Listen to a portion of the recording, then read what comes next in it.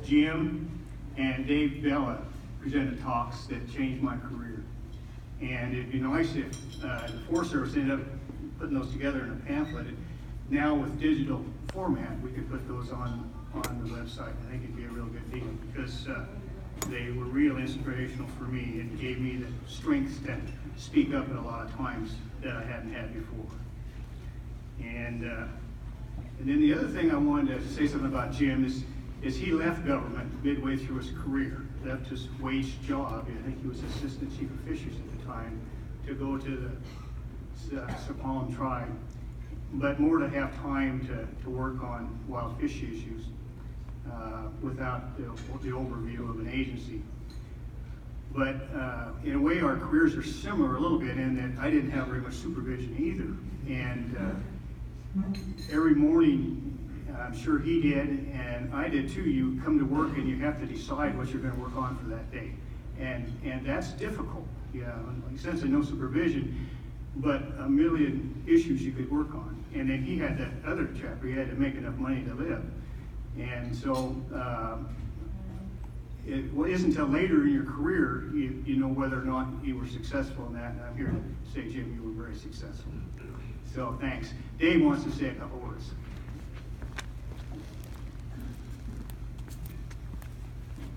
Well, I just wanted to say that Jim, along with Harry Wagner, was a 1-2 team that were excellent supervisors, and they mentored hundreds of Oregon Department of Fish and Wildlife biologists and managers throughout their career. More personally, Jim saved Dan Bottom and myself from being fired for releasing our controversial data on the effects of insecticide spraying in estuaries of Oregon. Finally, I think Jim is really an ecological philosopher. He's got the unique ability to see the whole picture, and he's read thousands of salmon papers, but he can synthesize these papers into nice, simple, logical orders of information. And that's a real treat that most of us can't do. Finally, if you haven't read his books, you need to. Thanks.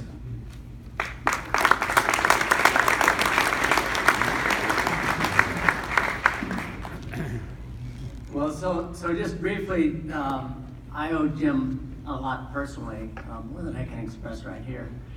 But he was the reason I first got hired at ODFW and certainly became my mentor. I guess the one thing that he did that is hard to ignore, and I think is a real positive thing for all of us to take home, was that good leadership can really make a difference. And I saw that both positively and negatively at ODFW when he and Harry were there and when they left. And I've seen it positively and negatively in other places that I've been. But it's a hopeful sign that one person can actually make that much difference. And he did it, as Dave said, in setting a strategic vision that permeated throughout the place that he worked, but also came down to the individual level that you really knew he cared and you really wanted to perform for him.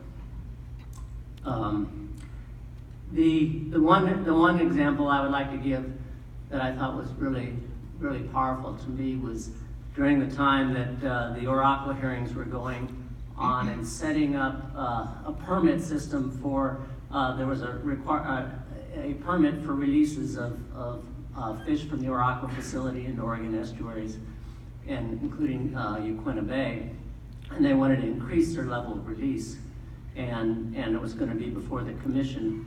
And Jim solicited, sort of took the whole research section, brought him under his wing, and said, okay, we're going to look at this at every possible angle and present some options to the commission. And then he made a broad outline of what he wanted to go into that review. And it was so far ranging, I don't think the commission ever had a chance. It started with the Great Lakes introductions. It went all the way into New Zealand. It included a historical review of the effects of the ocean system on coho that people weren't thinking about yet. And in the end, he not only offered the commission several options for how to resolve the issue, he didn't leave it there. He said very clearly, so that the science was used correctly, he said, if you choose this option, you're choosing to protect wild fish. If you choose this option, you're choosing an economic decision. And they did not like that, but they made the right decision. Thank you, Jim.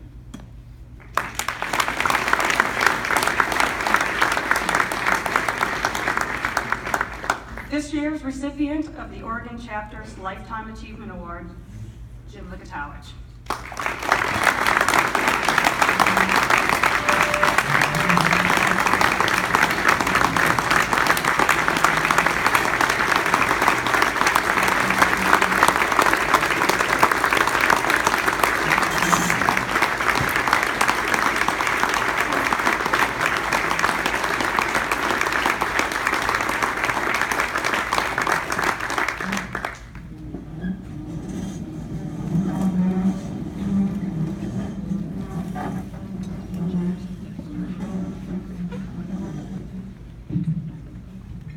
Well, I've written 2 books, each 50, 60,000 words each, and I've been searching ever since I found out that I got this award for the right words to explain how I feel in achieving this high honor, and I haven't found those words yet.